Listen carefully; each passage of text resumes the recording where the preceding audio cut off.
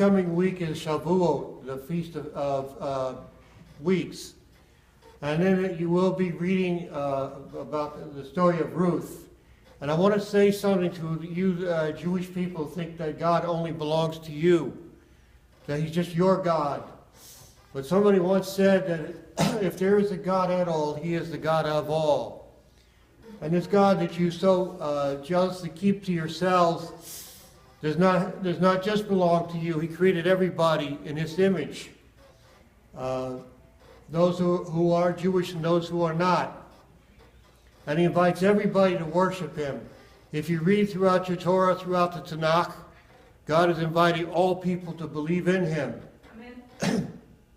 If you read the story of the Exodus, that God prince the plagues, he was judging the gods of Egypt, trying to show to Egypt that he was God, and not the Nile River, not the cattle, not the frogs, not the sun, but he alone was God, and he was behind all these things. He made all these things.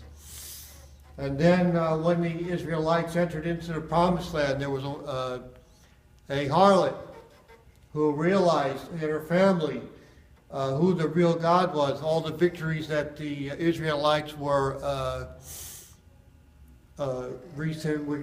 receiving in the wilderness, and realized that Jericho would not stand against the Israelites, and she knew, and she and her family pledged themselves to God. And then you read this story in Ruth, this Moabite woman who was her mother-in-law told her and her sister-in-law to go back.